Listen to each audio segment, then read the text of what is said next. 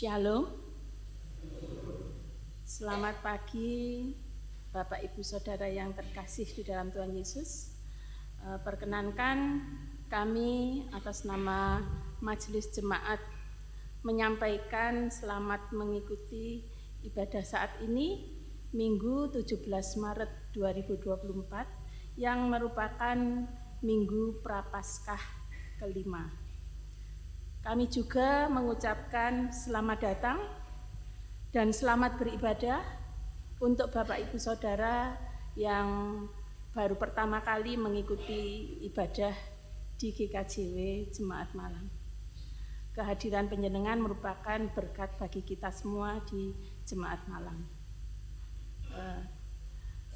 Ibadah pada saat ini akan dilayani oleh Bapak Pendeta Emeritus Sumardiono. Ada tambahan warta jemaat, perlu penekanan dalam warta jemaat yaitu informasi mengenai kiris.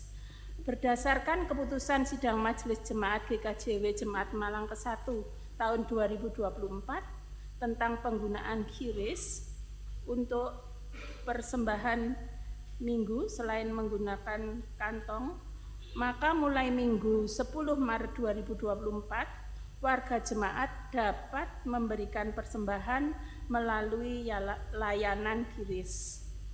Barcode kiris dapat di-scan pada bangku yang ada di hadapan panjenengan atas nama GKJW Malang Jemaat Pengakuisisi BRI. Atas perhatiannya kami mengucapkan terima kasih. Juga pada hari ini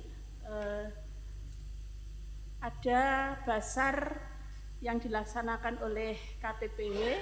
Mohon nanti Bapak Ibu bisa untuk berpartisipasi dalam basar tersebut. Untuk menjaga kekhidmatan di dalam beribadah, kami mohon Bapak Ibu Saudara yang membawa HP untuk sementara dalam mode silent. Atas perhatiannya kami mengucapkan terima kasih. Bapak Ibu Saudara yang kasih Tuhan, mari kita memasuki ibadah. Kami undang untuk berdiri.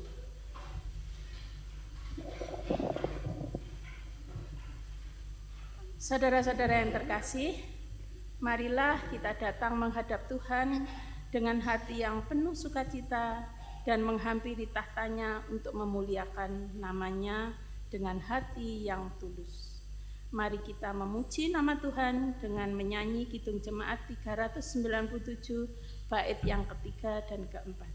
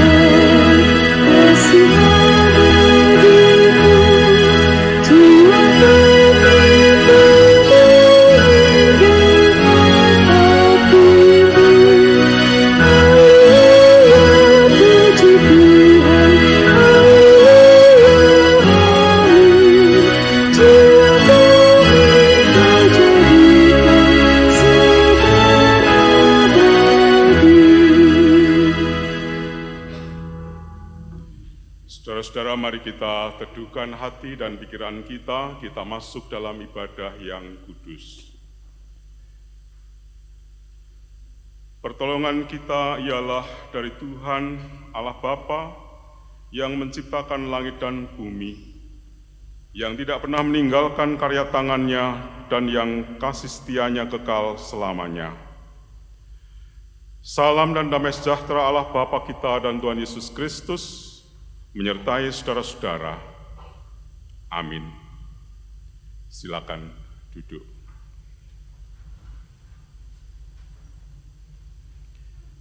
Ibadah kita pada pagi hari ini dipandu dengan tema harga sebuah ketaatan. Sesuai dengan firman Tuhan ini, setiap orang yang mau mengikut aku, ia harus menyangkal dirinya, memikul salibnya dan mengikut aku. Demikian Matius 16 ayat 24. Kita sambut dengan pujian Kidung Jemaat 178 bait 1 dan 2.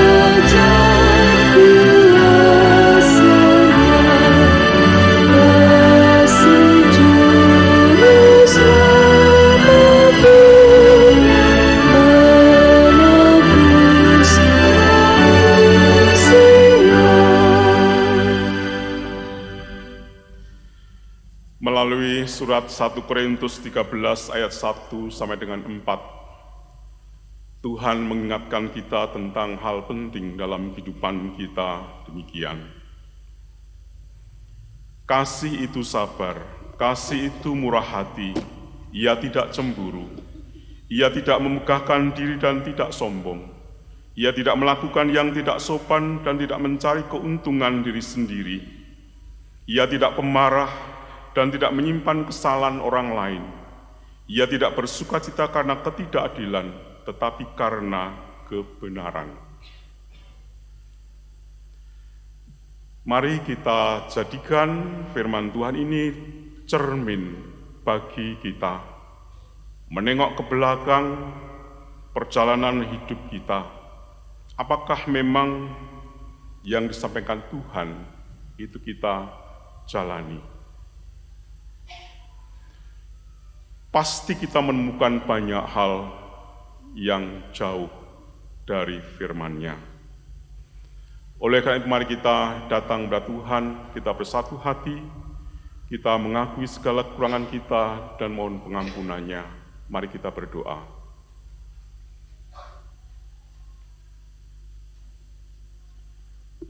Bapa yang Maha Kasih, yang kami sapa dalam Kristus Yesus Tuhan,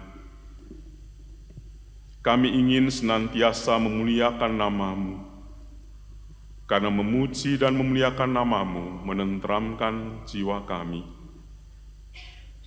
Kami bersyukur Engkau menyertai perjalanan kehidupan kami dalam pasang dan surutnya. Kami mengalami kehidupan yang Kau sertai, bahkan Kau berkati. Dan itu sangat nyata kami alami. Kami sungguh bersyukur untuk itu. Namun pada saat ini kami datang ke hadapan Tuhan Kami menjadi malu ketika diingatkan oleh sabda-Mu tentang cinta kasih. Oleh karena itu, Tuhan, saat ini kami datang ke hadapan Tuhan mengakui betapa dalam praktek kehidupan kami sehari-hari masih jauh dari yang Engkau kehendaki. Baik di tengah-tengah keluarga, dalam pekerjaan kami, dalam perjumpaan dengan sesama, terlebih ketika kami memikul beban berat kehidupan. Oleh karena Tuhan, saat ini kami datang ke hadapan Tuhan, kami mengakui segala dosa kami, dan kami menyesalinya. Dengan penyesalan ini kami datang ke hadapan Tuhan memohon, Tuhan, ampunilah kami. Karena kami mengimani hanya dalam Yesus Kristus terulur cinta kasih dan pengampunan. Terimalah kami ya Tuhan, biarkanlah kami tetap menjadi anak-anak yang Kau kasihi. Dalam Kristus Tuhan kami memohon. Amin.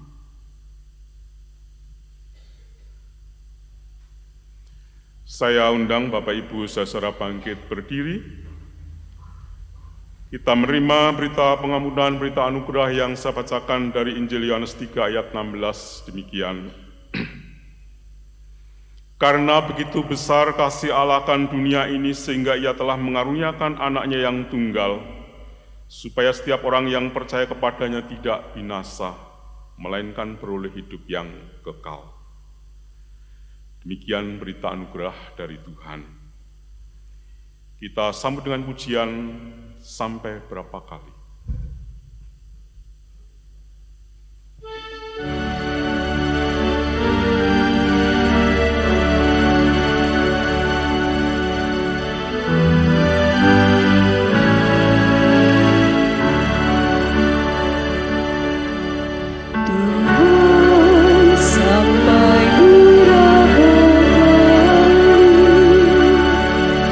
Aku harus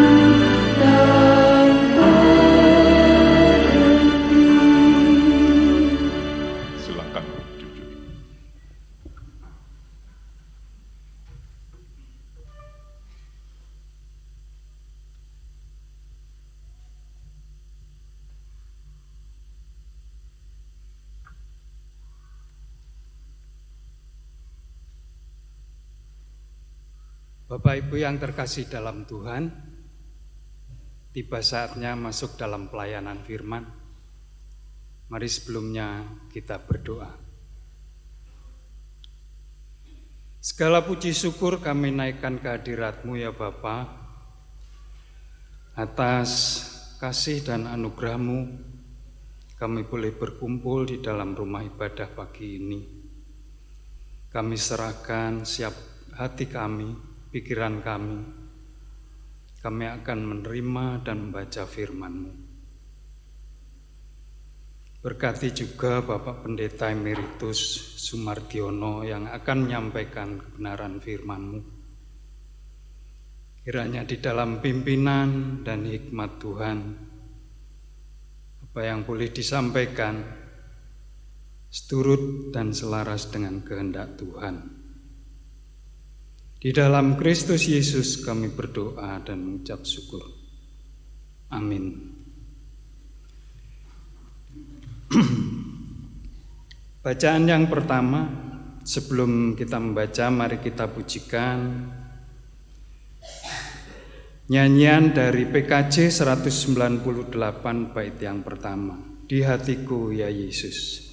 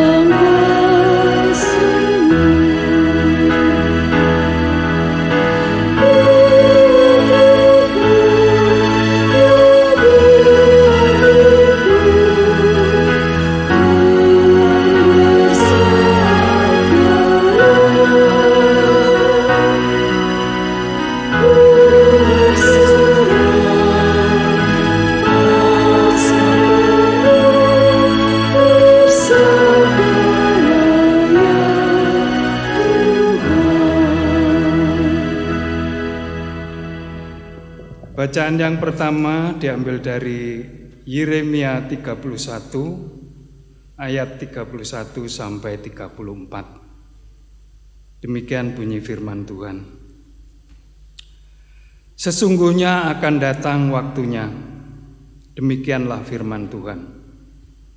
Aku akan mengadakan perjanjian baru dengan kaum Israel dan kaum Yehuda. Bukan seperti perjanjian yang telah kuadakan dengan nenek moyang mereka pada waktu aku memegang tangan mereka untuk membawa mereka keluar dari tanah Mesir.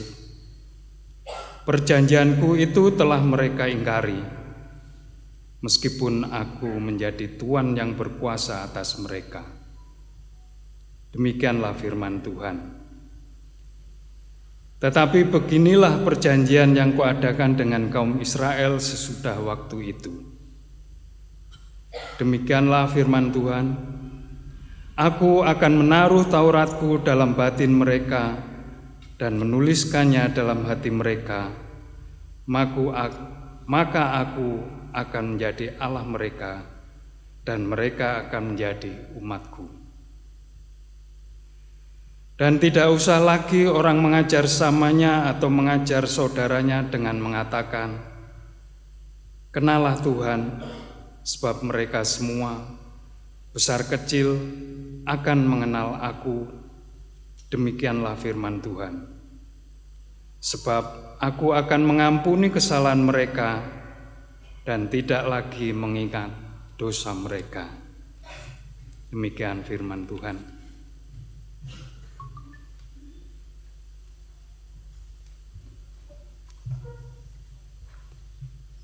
Ya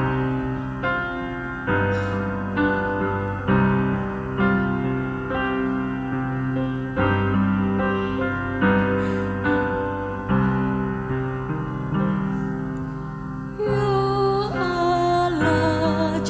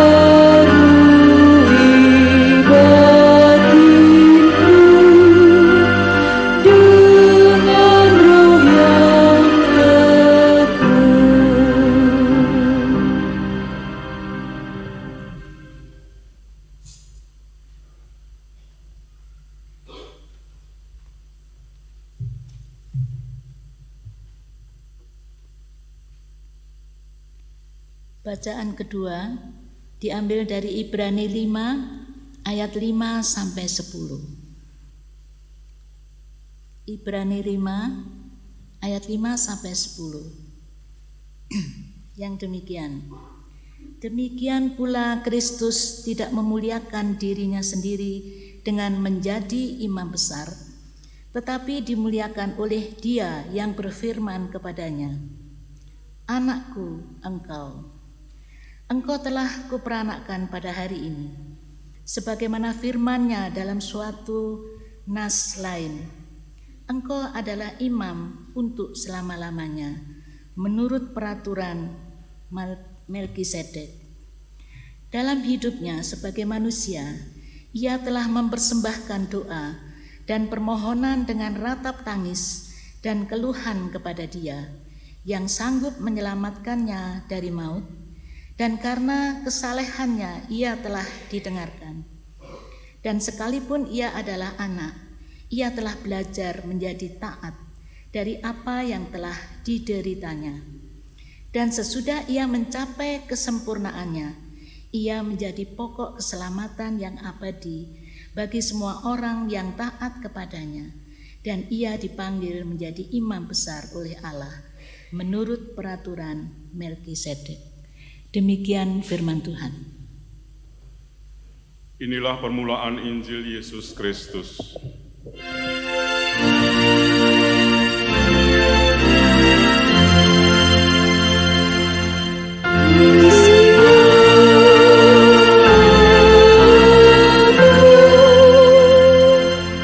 Saya undang saudara bangkit berdiri. Bacaan Injil diambil dari Yohanes 12 ayat 20 sampai 33. Di antara mereka yang berangkat untuk beribadah pada hari raya itu terdapat beberapa orang Yunani. Orang-orang itu pergi kepada Filipus yang berasal dari Betsaida di Galilea, lalu berkata kepadanya, "Tuan, kami ingin bertemu dengan Yesus." Filipus pergi memberitahukannya kepada Andreas dan Filipus menyampaikannya pula kepada Yesus. Tetapi Yesus menjawab mereka, katanya, "Telah tiba saatnya anak manusia dimuliakan. Aku berkata kepadamu, sesungguhnya, jikalau biji gandum tidak jatuh ke dalam tanah dan mati, ia tetap satu biji saja. Tetapi jika ia mati, ia akan menghasilkan banyak buah. Barang siapa mencintai nyawanya, ia akan kehilangan nyawanya. Tetapi barang siapa tidak mencintai nyawanya di dunia ini, ia akan memelihara nyawanya untuk yang hidup, memeliharanya untuk hidup yang kekal. Barang siapa melayani aku, ia harus mengikut aku, dan di mana aku berada, di situ pun pelayanku akan berada. Barang siapa melayani aku, ia akan dihormati Bapa-Ku. Sekarang jiwaku terharu, dan apakah yang akan kukatakan? Bapa, selamatkanlah aku dari saat ini? Tidak. Sebab untuk itulah aku datang ke dalam saat ini. Bapa, muliakanlah namamu. Maka terdengarlah suara dari surga, aku telah memuliakannya, dan aku akan memuliakannya lagi. Orang banyak yang berdiri di situ dan mendengarkannya berkata bahwa itu bunyi guntur. Ada pula yang berkata, seorang malaikat telah berbicara dengan dia. Jawab Yesus, suara itu telah terdengar bukan oleh karena aku, melainkan oleh karena kamu. Sekarang berlangsung penghakiman atas dunia ini. Sekarang juga penguasa dunia ini akan dilemparkan keluar. Dan aku, apabila aku ditinggikan dari bumi, aku akan menarik semua orang datang kepadaku. Ini dikatakannya untuk menyatakan bagaimana caranya ia akan mati. Demikian bacaan firman Tuhan. Yang berbahagia ialah setiap orang yang mendengarkan firman Tuhan dan yang memeliharanya. Amin.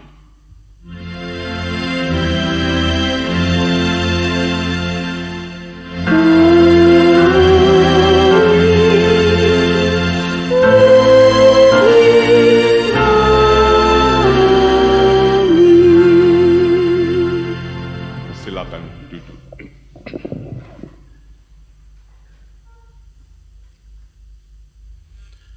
Andreas dan Filipus menyampaikan kepada Yesus bahwa ada orang yang ingin bertemu dengan dia.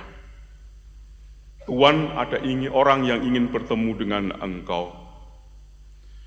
Dan respon Yesus tidak lazim. Karena lazimnya permintaan seperti itu akan dijawab, baiklah, bawa mereka ke sini untuk bertemu dengan aku. Atau jangan sekarang, aku sedang repot. Nah, yang Yesus katakan merespon Andreas dan Filipus, dia mengatakan bahwa telah tiba saatnya anak manusia dimuliakan. Saudara-saudara yang dikasihi oleh Tuhan, ketika kita mendengar kata mulia, maka yang terbayang di benak kita adalah sesuatu yang agung, yang layak dikagumi, yang layak dibanggakan, sesuatu yang indah. Tetapi ternyata bukan itu. Bukan. Bacaan kedua kita pada hari ini, surat Ibrani pasal yang kelima, menolong kita memahami arti mulia. Jadi ketika Yesus mengatakan telah tiba saatnya anak manusia dimuliakan, maka itu maksudnya adalah sebuah ungkapan teologis untuk menyatakan kesiapan Yesus melangkah setapak demi setapak menuju puncak panggilan dan pelayanannya. Ia disebut mulia karena kesediaannya untuk taat, sekalipun tahu di depannya ada tantangan yang sangat berat. Ia disebut mulia karena ia menyediakan diri, mau menerima mahkota, bukan yang bertaburan emas dan berlian, tapi bertaburan oleh luka dan percik-percik darah. Ibrani pasal 5 menjelaskan tentang itu. Dan sekalipun ia adalah anak, ia belajar menjadi taat dari apa yang telah dideritanya. Nah, saudara-saudara yang dikasihi oleh Tuhan, apakah Yesus takut menghadapi tantangan berat? Apakah Yesus gentar menghadapi jalan derita yang akan dihadapinya? Iya, jelas, sangat takut. Suasana di Taman Getsemani menggambarkan betapa Yesus mengalami kegentaran yang begitu dalam. Injil Lukas melukiskan keringatnya, peluhnya, itu seperti tetesan darah. Yesus bisa menghindar dari jalan derita itu, tetapi itu berarti melawan kehendak Bapa.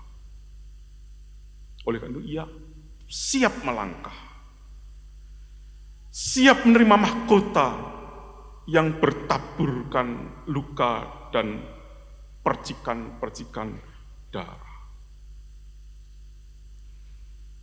Nah, orang-orang yang bertanya ingin bertemu dengan Yesus tidak pernah membayangkan bahwa Yesus yang ingin ditemui itu Yesus yang akan mengalami derita. Saya teringat Injil Lukas pasal 9, ada orang-orang yang tergopoh-gopoh datang menemui Yesus. Tuhan, Tuhan, aku ingin ikut engkau kemana saja engkau pergi. Semua ditolak. Serigala punya liang, burung punya sarang, tapi anak manusia tidak punya tempat untuk meletakkan kepalanya. Mereka mau mengikut Yesus, disangkanya yang didapatkan adalah kesenangan. Padahal dia sedang menempuh perjalanan menuju ke Yerusalem. Dan di Yerusalem ia akan memulai masa-masa penderitaannya. Itulah sebabnya setelah Yesus mengatakan telah tiba saatnya anak manusia dimuliakan, maka dia melanjutkan. Sesungguhnya jikalau biji gandum tidak jatuh ke dalam tanah dan mati, ia tetap biji saja. Tetapi jika mati, ia akan menghasilkan banyak buah. Saudara-saudara yang dikasihi Tuhan, biji gandum yang jatuh ke dalam tanah itu tidak tiba-tiba lalu bisa menjadi tanaman yang mengeluarkan banyak butir gandum lainnya. Tidak. Biji gandum yang jatuh ke dalam tanah itu akan melewati proses panjang. Ada tahapan-tahapan yang mesti dilewati. Menyatu dengan tanah, biji itu pecah, kemudian tumbuh akar sedikit, lalu menyerap vitamin-vitamin yang tersedia di tanah, baru kemudian tumbuh menjadi tanaman baru, dan akhirnya mengeluarkan buah. Dan ketika Yesus mengatakan bahwa kalau biji gandum itu jatuh ke dalam tanah, dia tidak sedang mendongeng tentang tanaman, tetapi dia menceritakan apa yang akan dialaminya, apa yang akan dijalaninya. Yesus tahu di depannya ada proses, ada tahapan-tahapan kehidupan yang sangat sulit, yang menyakitkan, dihina, diremehkan, diperlakukan pak seorang penjahat, dilukai, itu di depan mata. Jadi ketika kalimat itu diucapkan, yang ada dalam benak Yesus adalah jalan derita. Nah, orang-orang yang ingin bertemu itu menyangka Yesus memberikan kesenangan. Saudara-saudara yang dikasihi oleh Tuhan, ibadah kita dituntun oleh tema harga sebuah ketaatan. Siapa yang mengikut aku harus menyangkal dirinya dan memikul salibnya. Ini problem serius bagi kita. Problem serius bagi kita dan mungkin juga bagi bangsa kita. Dunia kita saat ini sedang dikepung oleh semangat hidup pragmatis yang tidak peduli dengan nilai-nilai kehidupan. Martabat manusia sebagai citra Allah itu ada di titik persimpangan atau bahkan titik nadir di tengah-tengah masyarakat kita. Bukti yang amat jelas tentang ini adalah peristiwa yang saya mengamati misalnya sekitar pemilihan umum kemarin. Hari Sabtu seminggu yang lalu saya mengunjungi sebuah keluarga yang sedang sangat sedih karena salah satu anggotanya itu caleg yang gagal. Sebab caleg itu ada macam-macam Bapak Ibu, ada caleg yang rileks, ya nyalon aja udah, nggak macam-macam, ya promosi ala kadarnya. Tapi ada caleg yang toh nyowo, caleg yang mau habis-habisan. Saya bilang angka jutaan itu diketawakan, miliaran. Nah, karena saya tahu, saya kenal dan dia sedang terpuruk, saya datang. Ya tidak apa-apa, cuma nemani saja. Kalimat yang menarik yang disampaikan adalah pengalaman berharga, bahasa Jawa ya, aku saiki ngerti wong iku kaya apa. Saya betul-betul sekarang tahu seseorang itu seperti apa. Yang semula itu begitu getolnya mendukung, pokoknya mau berkorban sekian rupa, ternyata menjadi aktor yang merusak suara. Mengerti. Dan ya kasihan. Jadi saya cuma menemani saja. Lalu kalau kita lihat di pemilu itu seperti panggung terbuka tentang manusia. Ada orang yang semula begitu keras mengecam, mengkritik, memfitnah, tetapi sekarang bisa memuja sosok yang semula difitnah, sekarang dikatakan sosok yang sempurna. Martabat manusia itu direndahkan. Martabat manusia sebagai citra Allah itu direndahkan. Dan maaf bahwa tipe orang-orang seperti itu tidak cuma 1, 2, atau 3. Siapa tahu itu adalah representasi wajah kita. Representasi wajah. Betapa gaya hidup pragmatis itu betul-betul mengepung kita. Nah, pertanyaannya adalah di tengah-tengah kondisi seperti ini, siapa orangnya yang mau ibarat menjadi biji gandum yang jatuh ke tanah? Siapa orangnya yang mau rela hati mengikuti kehendak Tuhan, larut di dalamnya, menyatu dengan tanah, mengambil vitamin yang datang dari Tuhan, berdiam diri, merenung-renungkan tentang hakikat kehidupan demi suburnya tumbuhnya martabat manusia sebagai citra Allah yang sesungguhnya. Siapa orangnya yang seperti itu?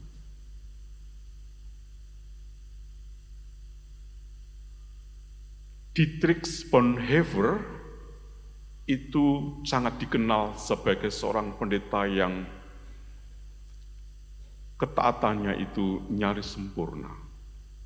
80 tahun yang lalu dia menulis buku, dalam bahasa Inggris, itu The Cost of Discipleship. Saya menerjemahkan itu harga sebagai murid Kristus. Di bagian bab pertama, kalimat pertama yang ditulis dalam buku itu ditulis begini. Dalam bahasa Inggris, saya mengutip dalam bahasa Inggris. Pelan-pelan, cheap grace is the deadly enemy of our church. Cheap grace is the deadly enemy of our church. Kalimat itu maknanya begini. Banyak orang berbondong-bondong, antusias mengerumuni Yesus ketika Yesus membuat mukjizat. Tetapi orang banyak itu satu demi satu meninggalkan Yesus ketika Yesus disalib. Itu yang disebut dengan cheap grace. Anugerah Allah yang tidak berarti. Tidak bisa mensyukuri anugerah Allah.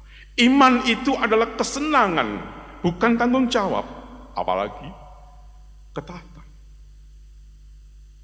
Nah, dunia yang sangat pragmatis menyuburkan iman seperti itu. Nah, saudara-saudara yang dikasihi oleh Tuhan, momen Prapaskah yang tinggal beberapa saat adalah kesempatan yang baik bagi kita untuk meninjau ulang perjalanan iman, perjalanan hidup kita. Kemana kita melangkah? Ke sana atau ke sini?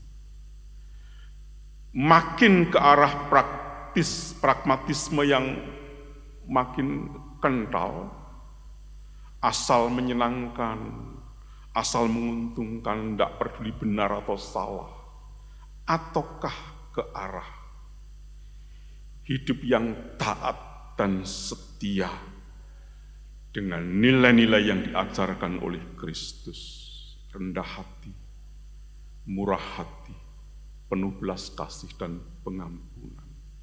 Mana yang akan kita tuju?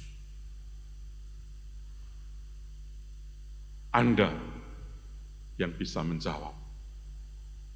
Dan mari kita jawab dalam praktek kehidupan kita sehari-hari. Jika biji gandum itu tidak jatuh ke dalam tanah, jika kehidupan iman kita tidak melewati proses berdiam diri, merenung-renung tentang hakikat kehidupan, maka biji itu akan tetap utuh dan membusuk. Tetapi yang menyediakan diri, berdiam diri, merenung-renung tentang hakikat kehidupan, belajar mengikuti kehendak Kristus, akan bertumbuh dan mengeluarkan banyak buah. Sejenak kita mengambil saat teduh.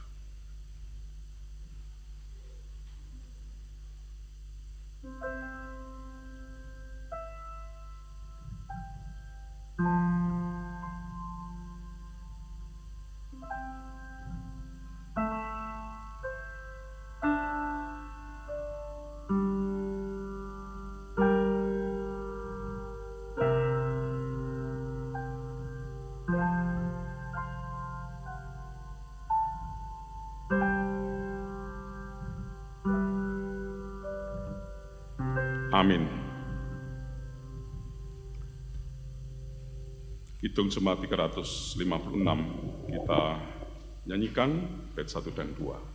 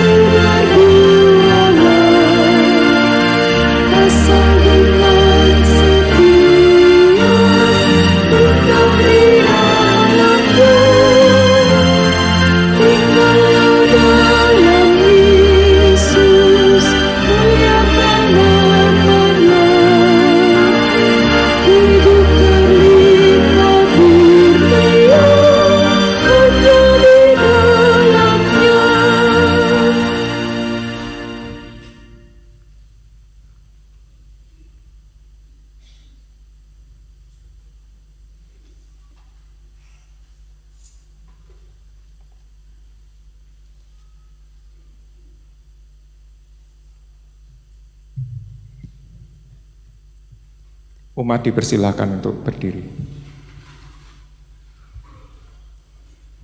Bersama-sama dengan umat Tuhan di seluruh muka bumi, kita akan bersama-sama mengikrarkan pengakuan iman kita.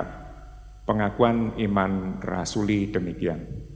Aku percaya kepada Allah, Bapa yang Maha Kuasa, Khalik langit dan bumi, dan kepada Yesus Kristus, anaknya yang tunggal Tuhan kita, yang dikandung daripada Roh Kudus, lahir dari anak darah Maria, yang menderita di bawah pemerintahan Pontius Pilatus, disalibkan, mati dan dikuburkan, turun dalam kerajaan maut. Pada hari yang ketiga, bangkit pula dari antara orang mati, naik ke surga, duduk di sebelah kanan Allah, Bapa yang Maha Kuasa, dan akan datang bersama untuk menghakimi orang yang hidup dan mati. Aku percaya kepada Roh Kudus, gereja yang kudus dan am, persekutuan orang kudus, pengampunan dosa, kebangkitan dan hidup yang kekal. Amin. Silakan duduk.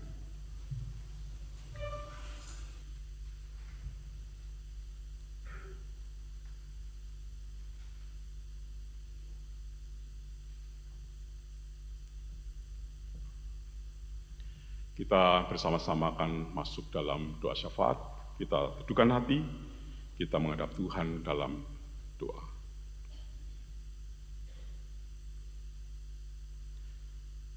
Bapa yang Maha Kasih, terima kasih Engkau menyapa kami melalui sabda-Mu. Terangilah hati kami, terangilah pikiran kami, agar sabda-Mu kami cerna lebih dalam, supaya kami belajar taat dan setia di tengah dunia yang keras, yang memuja materi, yang memuja kebanggaan. Kuatkan dan teguhkan kami hidup dalam jalan-Mu. Tidak hanya kami sebagai pribadi, tapi juga bersama dengan pasangan hidup kami, dengan anak-anak kami, bahkan dengan keluarga besar kami. Supaya dengan cara hidup seperti itu, maka kami dapat bekerja dengan benar, bekerja dengan bertanggung jawab, berumah tangga dengan bertanggung jawab pula. Demikian pula mendidik dan membesarkan anak-anak. Bapa yang Maha Kasih, kami menyerahkan bangsa dan negara kami. Ajari kami untuk mengimani Engkau tidak tinggal diam di tengah-tengah keadaan bangsa dan negara kami saat ini. Tambahilah jumlah para pemimpin, orang yang berpengaruh banyak, yang memiliki kejernihan hati dan pikiran, agar mereka menjadi tuntunan yang menolong bangsa kami, tidak jatuh ke dalam keterpurukan tetapi boleh bertumbuh, bahkan dibangun dengan kokoh. Proses pemilihan umum yang masih dalam perjalanan belum tuntas, kami mohon kemurahan Tuhan, biarlah dapat terselesaikan dengan baik, sehingga negara kami boleh menjadi harapan di mana kami boleh tinggal dengan aman, dengan sejahtera. Orang-orang yang memiliki pikiran yang buruk, yang memiliki kedudukan, memiliki kekuasaan, ditujukan untuk kepentingan kelompok, Tuhan mengingatkan, supaya keadaan bangsa dan negara kami tidak semakin rusak. Kami percaya Engkau mengasihi bangsa kami. Bapa yang Maha Kasih, kami bersyukur bersama dengan warga jemaat yang berulang tahun kelahiran, juga ulang tahun perkawinan dalam pekan ini. Biarlah dengan bertambahnya usia mereka semakin menghayati bahwa Engkaulah sang sumber kehidupan dan sukacita. Mampukan mereka menjalani hidup sehari-hari dengan penghayatan dan pengakuan seperti itu, sehingga terberkati kehidupan mereka. Kami berdoa untuk anak-anak kami, mulai dari yang masih kanak-kanak sampai dengan pemuda, yang saat ini juga sedang dikepung oleh gaya hidup yang baru, yang meremehkan spiritualitas. Tuhan, berkati kami para orang tua, agar benar-benar menyediakan waktu untuk mendampingi, mendongeng, mengobrol, agar anak-anak kami tumbuh dalam kesetiaan dan cinta akan Tuhan. Bapa yang Maha Kasih, kami berdoa untuk jemaat Tuhan tempat ini, pendeta, penatua, diaken, badan-badan pembantu, kepanitiaan. Engkau berkenan menyertai setiap langkah yang telah mereka rancang supaya program yang telah ditata, dipersiapkan dapat berjalan dengan baik. Sehingga jemaat ini dari hari ke hari boleh semakin kental dalam persekutuan, tetapi juga semakin bergaung dalam mewartakan kebenaran Injil-Mu. Demikian Tuhan doa kami, yang kami serahkan dalam percaya kami pada Kristus Yesus, yang telah mengajar kami berdoa. Bapa kami yang di surga, dikuduskanlah nama-Mu, datanglah kerajaan-Mu, jadilah kehendak-Mu di bumi seperti di surga. Berikanlah kami pada hari ini makanan kami yang secukupnya, dan ampunilah kami akan kesalahan kami, seperti kami juga mengampuni orang yang bersalah kepada kami, dan janganlah membawa kami ke dalam pencobaan, tetapi lepaskanlah kami daripada yang jahat.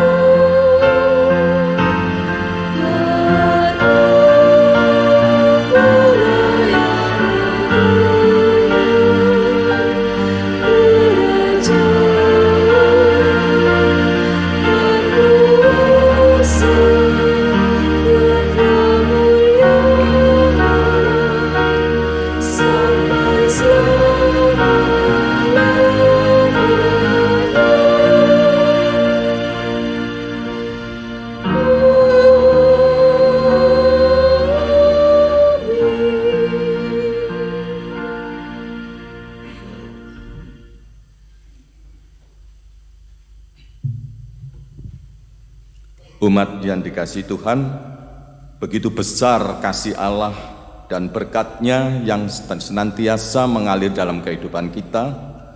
Untuk itu pada saat ini kita bersama-sama mengungkapkan rasa syukur kita kepada Tuhan dengan kita bersama-sama memberikan persembahan minggu yang akan kita kumpulkan bersama-sama. Sebagai dasar di dalam kita mempersembahkan ada firman Tuhan yang tertulis di dalam Mazmur 50 ayat 23 yang demikian firman-Nya. Siapa yang mempersembahkan syukur sebagai korban, ia memuliakan aku. Siapa yang jujur jalannya, keselamatan yang dari Allah akan kuperintahkan kepadanya. Bapak Ibu Saudara yang sekasihi Tuhan, mari kita dengan penuh sukacita kita akan memberikan persembahan dengan kita bersama menyanyi dari Kidung Jemaat 184, medley Kidung Jemaat 185.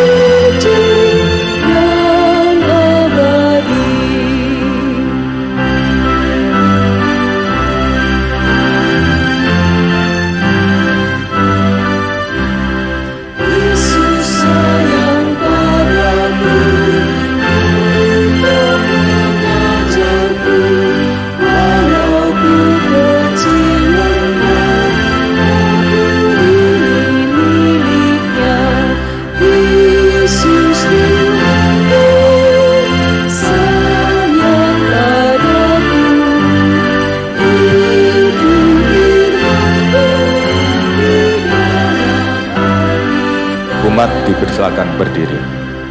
Mari kita akan sama-sama berdoa.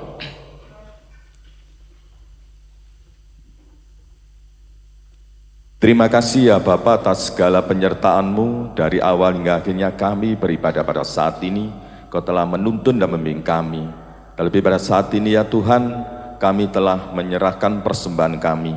Kuduskan, sucikan persembahan ini, sehingga melalui persembahan ini ya Tuhan, dalam pelayanan kami khususnya GKJ Jemaat Malang ini bisa berjalan dengan baik dan ada suatu pertumbuhan iman yang luar biasa dalam gereja kami ini ya Tuhan. Berkati hamba-hamba-Mu yang mengelola persembahan ini, kiranya memberikan roh hikmat dan takut akan Engkau, sehingga dalam mengelola persembahan ini hanya nama-Mu yang dipermuliakan. Terima kasih ya Bapa, di dalam nama Tuhan kami Yesus Kristus, persembahan ini kami serahkan. Amin.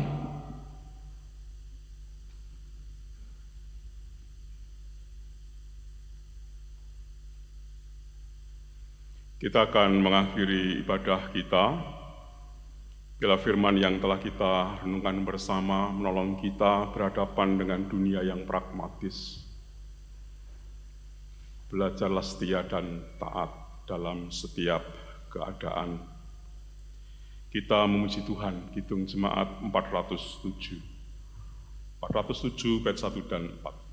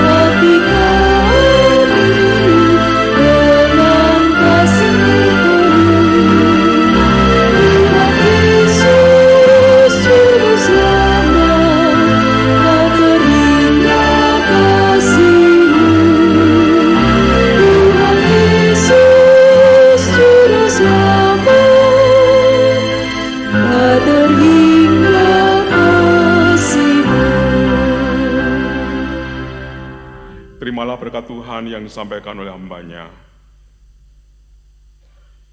Anugerah dan damai sejahtera Allah Bapa dan kasih karunia Tuhan Yesus Kristus dalam persekutuan Roh Kudus kiranya menyertai saudara-saudara kini dan selamanya.